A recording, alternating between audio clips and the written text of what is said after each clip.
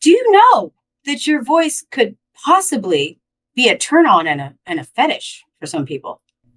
Is it arrogant to say yes? Is it arrogant to say yes? He figured that out in high school. Guy, like, God, so fucking respectable, man. Like, this guy is awesome. Like, I can't get enough of this. This is... Dang it. This is a Safe Word exclusive. Have your voice requested by special requests in the bedroom. Can you get a little taste test in the mic? What would you say? What would I say? Yeah. How about all right, turn over for me. Like, speaking from somebody, like, not to like derail or anything, but just, like somebody who aspires and collects father figures, just you are like the culmination of like the man's man, and just all of your answers. I mean, just your humbleness, your gratitude, your respectfulness.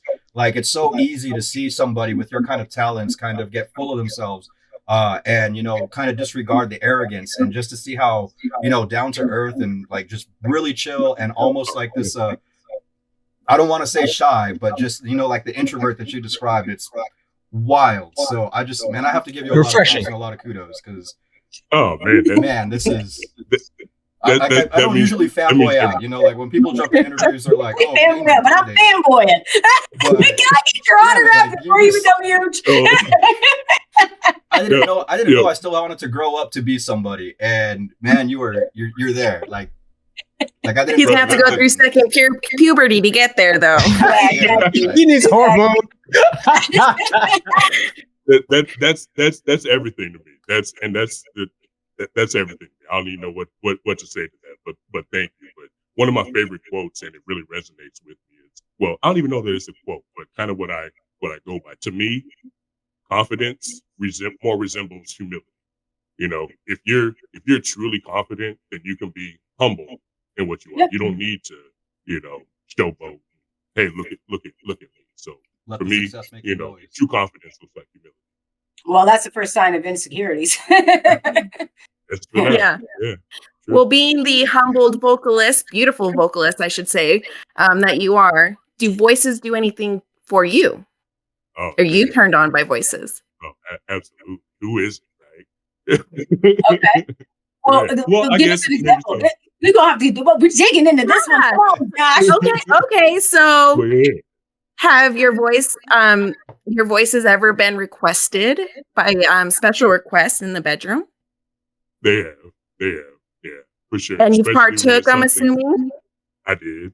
Especially if it's anything like a tell me what to do or something like that, or just a soft, whisper, just something quiet, then, all of that, it definitely aids in the bedroom. And can we get a little taste test in the mic? Lord. Hey, girl. Hey. What would you say? What would I say? Yeah. How about turn over? Ooh, it didn't come through. Didn't come through on my end. Hold up. Too low? All right, turn over for me. Ooh, I'm gonna bring those levels up so that everybody can hear that. But yeah, just so it doesn't even have to be big. But to answer your first question, he just needs to like hum. and that's what it is, honestly. And even in the question that you guys asked earlier about how do you prepare, I hum because that humming gets your core kind of resonating, and it warms up. It'll work for you guys too on hitting your low. Yeah, he's taking those kids. Like, hold up, I'm gonna be humming everywhere. Just hum. All right, that's what I do. That's how I get to the basement. Got it. Yeah. Hum until you feel just like what Knight was saying. You feel that vibration in your diaphragm, in your core, and that helps with your lower register. But for me, hearing a soft or a sensual, seductive voice, somebody is, you don't have to be whispering, but all of those things turn you on. The fairer sex, just being sensual, saying something soft and sweet or flirty. Yeah, a voice can absolutely. So if there was a celebrity that has the voice that you like a Scarlett Johansson voice or something like that, which one would you say it was? Yeah, Scarlett. No, Fran Drescher. No Fran No, Fran Drescher. I was just about to say, like, that was exactly where I was going with it. I was like, could it be somebody that's high pitched and squeaky? Do you like the more raspy tones? Like, what does it for you with the female voice? Is it like just a normal voice, like anybody can have it, or is it there need to be some levels of bass in there, raspiness? What does it for you? It varies. Usually not squeaky or too high pitched or too nasally, because those are all, you know, just like with music. Those are ones that make you, you know, yeah. A little. Yeah. But if it has that, it's just like music. If you can hit a note, it doesn't matter where your voice is. It can be raspy, it can be low, it can be high. But if you know where to hit that note, then you know you're gonna hit that note.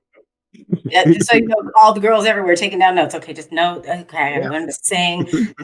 Raspy. Okay, cool. All right, man. Well, I got so much respect for you. I have to apologize, you know, because we're gonna put you through the ringer, and okay, we've already prepped you for this, but I got to get into it now. So, fair question: have you ever abused your talents to attract the opposite sex? Like, have you ever known for a fact that all I got to do is talk to her, all I got to do is get within earshot, and it's a done deal? Yes. Anything you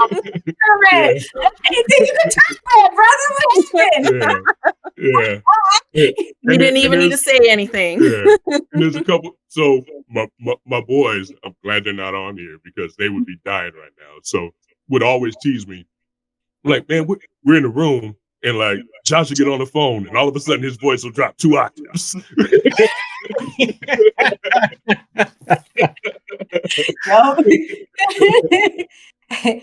that would be the case. Or at I don't do bars or clubs or anything like that anymore. But younger days, say I'm at a bar and we're there and I go up to order a drink. Yeah, make it a little bit deeper and it'll catch the same. So Knight, I'm gonna throw this one on you. How many times have you used the fact that you're from Alaska as an icebreaker? It's funny. When I was in New York, because I'm originally from New York. When I was in New York, I was from Alaska. And when I was in Alaska, I was from New York. Choose where I'm from, whatever's more impressive. Exactly. So anywhere else, you know, if you can drop the fact that you're from Alaska, it's not that it's necessarily impressive, but it's a conversation piece. So it lets people's guards down, and the same with the voice. You know, it's something that's different or unique, so it allows you to let people get intrigued, and then you can. It's not like anybody's being fake, but it does. It's nice. Yeah. Well, now I have a question about that now.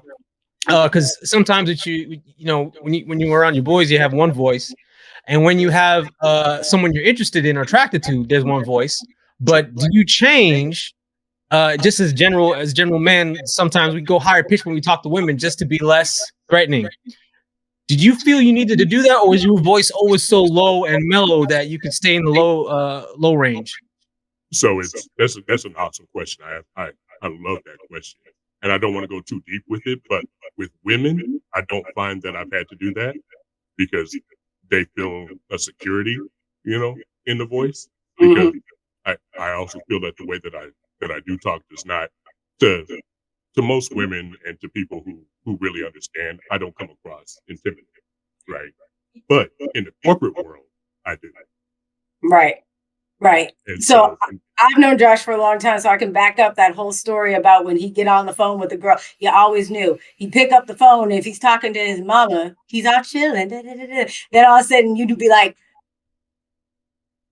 yo, Z, I think he's talking to a girl. I can't barely hear him. I think he's doing something over there. Yeah. He's humming. He's humming. He's walking in the other room with the long ass cord going. With the coil cord. He'd walk around the corner because he knows there was a range. There was a limit. If he dropped to 2 octaves, none of us could hear him, and we couldn't eavesdrop. And he'd be like, "Turn Madden up," so y'all ain't listening to. All right. So Guilty.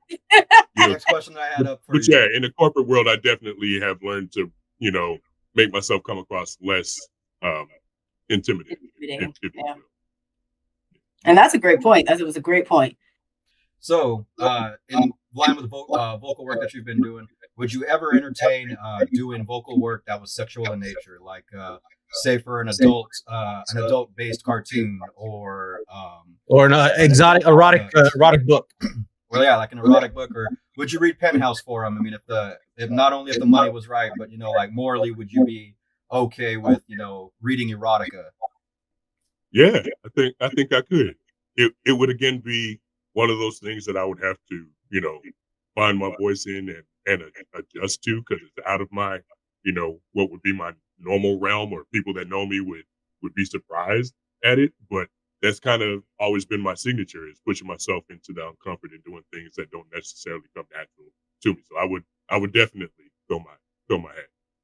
Okay, so that's a perfect segue, because my question for you is, how do you find the confidence to use your vocal ability? I mean, is this something that you've always wanted to do, is use your voice for some way, form, something for vocal? Or is it something that, like, your mom was like, oh my gosh, baby, like, your voice is great, like, you should go into this? I mean, how do you find the confidence to use your voice for entertainment, Yeah, so I have a really, really, really strong will to just keep going and push myself.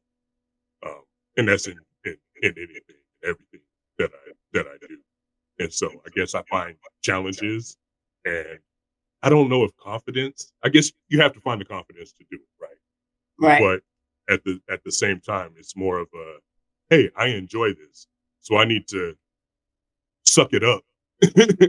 We're being, don't be scared, go do this. This can be an opportunity. This is an experience. This can help somebody else. This can, all of the positives. And I do mental checks of checklists of, how can this benefit me? What's the cons? If I don't have anything in the con list, then, and the only con is that I'm not totally comfortable with it, then we're going to do it. Right. And Yeah, I like that. that's basically how I approach it. And it's something that after I do it, like, it's kind of like performing, and being a dancer. I'm sure probably had some of the same things. You get those butterflies before you go out on stage. Yep. But then Dance, once acting, you're all out of it. there, you're in your element. Right. Yeah. And Yeah. then Use those nerves to afterwards, propel you. yeah, yeah. And the high afterwards Yes. Yep. Yep. is worth it. The fulfillment of that you push yourself to do something that wasn't comfortable and you did it well, makes it Mhm. makes it worth it to me. So I guess that's where I find the confidence. And then I guess it's those chemicals that release, and even though I'm not a huge proponent of, I'm not a big social media guy, but you can liken it to that, right? It's a like, Yeah. right? It makes you feel good. Yeah. Exactly. I like it good. Likes it Yeah, good. yeah. So, so this is more of a technical question, but who does your recordings right now? I do the vast majority of them. There's some jobs where I get where they have, an engineer, and I just send them, the raw file, and then they, do all the doctoring, that they need to do. Some jobs I'll go into a studio and they, do it all there. But the vast majority of it, I've had to do online. So then who taught you to do these recordings? Because I mean, vocal work, and once you get on the software and all of that, it becomes very technical. It becomes very difficult to a novice, right? Somebody just starting out. So obviously, like, you're doing your own recordings. Did you go to school for it? Did you teach yourself? What programs do you use? How did you go about navigating that piece of it? Because it's one thing to perform. It's another thing to put the technicality behind it, Yeah, no, that's real talk. YouTube University. YouTube University. I like it. Yeah. There's a YouTube video for everything. Yeah, there is a YouTube So- video for everything. That and just trial and error. Just Right. getting in there and getting your hands dirty and working with it and making mistakes. And okay, that didn't sound right. Okay, what is this going into? So I use Adobe Audition now. I've used Okay. other things in the past, but I use Adobe Audition, and I recently switched to it just this year. And so just familiarizing yourself with it, going in, looking at stuff. Okay, what's this? I'll go and do the research on it, and I spend several hours. Okay, what is a waveform? How does this help me? What is this? And just figuring out all of those nuances, and does it apply? And the big thing specifically with voiceover work is that I don't do a whole lot real talk. If I'm doing something that requires music, a lot of times I will reach out to, a true engineer, True. you know, Yeah. who Yeah. went to school so that I can make sure all the levels are just right. But that doesn't mean I don't try, Right. just until I can get comfortable, with it as well. But if I have to introduce music or anything like that into it, then I will reach out to a pro. But for the most part, it's just about, spending the time Mhm. and figuring it out, and perfecting your craft. That's like with anything. But you Yep. don't need to know everything. That's where a lot of people make the mistake, is Yeah. that you don't need to know the systems or the tools from start to finish. Figure out what works for you, the handful of things that, you really need to know to put out a professional sounding, piece of work, and then build off. So would you say that this would be like a lucrative profession where someone such as yourself, I mean, could you see yourself going full time, being the full time job? Absolutely. Okay. Absolutely. It's one of those things, you get out what you put in, right? So So what are some of those personality traits, work traits? What does someone need in order to have the discipline to kind of make this a lucrative profession? you have to be a self-starter, number one. You can't be a procrastinator. You can't, wait until the last minute. You have to be able to put in the work and not have somebody pushing you. Hey, we need this here. Mhm. Hey, have you done this today? You have to be able to put in the work and realize that there's nobody there spoon feeding you the information. Sure. or Hey, what hey, crew. From the mouth of Josh, did you hear that? Gotta Hey, work. Miss Laura, I am here for every meeting. Can you get me this? Can you get me this? Can you get it? Hello? No. You gotta do the work. I'm here for Yeah, every meeting. You know, I got You know you. what? Callista's my ride or die. I tell her to do something. She's like, okay. And I'm like, you have a week to do it. She has it to me that day. She's like, look, here you go. It's done. I don't gotta have do time that to be work. messing around. Gotta get it done. Well, so you said you were doing this how long now? So officially probably about a decade, but really trying to put in the work giving it the attention that it deserves, just a Yeah. couple of years. Yeah. So really focusing on the last couple years, but you've been doing it a little bit over time. So Yeah. now, after this kind of focus, what kind of things would you tell yourself when you were just starting out? If you could go back in time, and be like, listen, here's what you need to do. What would you tell your young self? Oh man, I love that. Number one, stop second guessing yourself. You can do this. If they can do it, you can do it. And we talked about confidence and, just to get over that. Just do it. You can do it. It's what you want to do. Give it the energy and the effort and the focus that it needs and that it deserves and that you're worth, Yeah, that piece. I think, and this is just kind of sidetracking a little bit, but I think when it comes to something where you're putting your talents out there to be scrutinized, Yeah. at least I know this from acting, singing, dancing, you kind of have a Golem moment where there's something in the back of your head going, you can't do this, and you're gonna sound stupid, and that can kind of stop you from doing it. So I really loved that she sat there and said, hey, you're worthy. It's okay. Mhm. Just go out there and try it. Because I mean, as actors and singers and stuff, we all do it. We beat ourselves up. We redo stuff.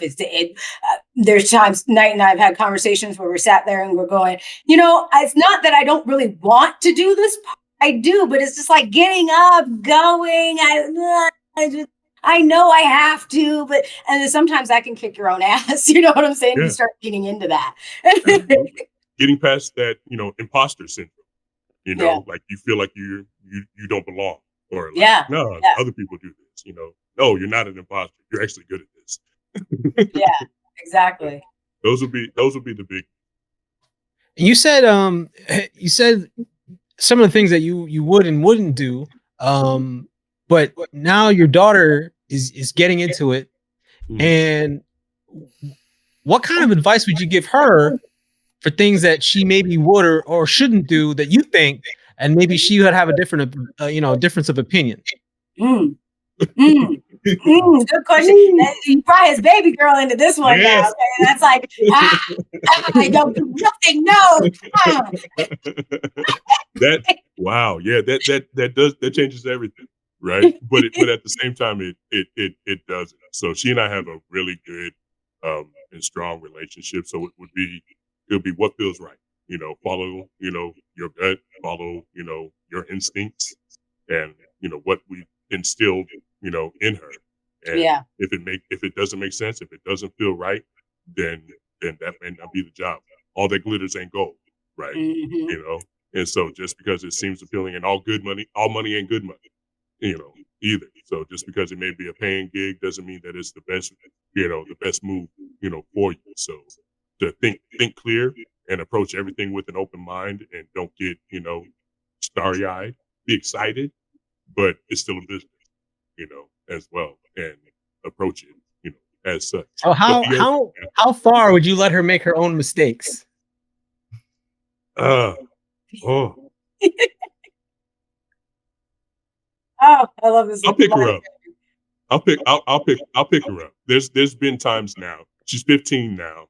When she was younger, I'll admit it was more of don't quite hit the ground. I got you. Now I'll let her come. I'll let her come up with a bruise, and coax her and coach her through that.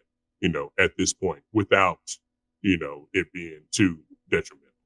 So yeah, I'll let her hit the ground. God, I and feel get- bad for the first producer that screws her over. God, that's Right. Oh, man, Oh yeah, no For kidding. real. hell to pay. I don't even want that phone call. Like, and y'all should see from the marketing, okay? Josh ain't someone to with, all right? Like he got guns on guns on guns on guns and guns. So I would always tell him, I'm like, oh look, you had yourself a little girl. Look, Carter's good thing you got them guns, brother. Good thing you That's got an them interesting guns. point, because you have a brand, right? Your brand is Just Josh. Just Josh. When did you develop that, and why do you think why did you focus on that brand as opposed to just, okay, my voice is enough? Is it how did you get to where you're seeing with that brand, with the voice? Which was it? Was it a combination of all of the above? Yeah, it was a combination, and ironically, I've kind of used the term for a long time. I'm just Josh. It's easier for me to say since it's a play on my name, right? Mhm. Instead of saying just kidding, I would say just Josh. And then there's times where I'm saying, no, I'm just being me, or I'm just me, And then it was kind of a light bulb. I'm like, I can tying the two together. I'm just joshing. Yeah, I'm just joshing. I'm just being me. That's But at great. the same time, like to have fun, like to joke. I might just be kidding you, but yeah, we're just joshing. That's how it. It's just we're just doing me. And just being ourselves and being comfortable in our own skin, and doing what we do. So yeah, it's really. And how's that helped you? So in the marketing sense, has that made a big difference, or is this just Yeah, it's easily recognizable. Right. You're not going to forget the name. It's easy. My first name is in it. And so it's, hey, that dude with the deep voice, and it's not always deep. I can raise it too, but yeah, the dude with the deep voice, just joshing, and then the logo, it's me. I love it. I love it. So I got a quick question for you. What do you think your personal mission is? Like, what mark do you want to leave on this community with voiceover work? With you've got your brand, you've got your Just Justin, it's just you. But like, what do you want to leave outside of being an iconic voice, like a Mufasa or a Scar or something like that? What would you want out there? Yeah, I guess I've touched on it a little bit, and it's, I guess the biggest thing would be to inspire people to step out of their comfort zone and be themselves, and not second guess themselves, not have that anxiety to do something that, hey, everybody else is doing this. I'm just me. I can I'm nobody. These are the people. There's so many people out here that are doing it. No. Step up to the plate. Swing the bat. Just keep swinging. Instead of just keep swimming. Just keep swinging. Just keep swinging. Just keep swinging. So And that's life in general too. So yeah, just touching. Helping others find their potential. So speaking of stepping out of your comfort zone and swinging? swinging, and stepping out of your comfort zone. I would really like to know some turn-ons. We got the, a voice can do it for you, right? But what does Josh, what gets Josh's motor going? Do you have any fetishes, any kinks, any? Inquiring minds would like to know what your kink is. They want to, I don't know if I have any like specific like kinks. I think your boys may have difference of opinion if they were in the room. Yeah, maybe so. Right, Maybe so. right. I guess it depends on how we define kink. There are definitely things that. All right, that I'll that give you get me fetishes. Okay. Things that turn you on. Fetish. So let's start easy. Okay. Eyes, smile, tier A.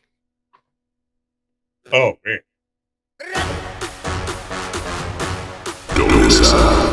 So I'm going to make it a little bit more uncomfortable for you, maybe. We'll see here. Okay. But when we were talking about the fact that you had a Tony group, back in the day, and you used to sing, and you sang. Oh. So can we get a little ditty? Can you sing or get a little ditty? All right. I'll do something. I won't do a whole 9, but I'll do something. Oh. Ooh. Okay.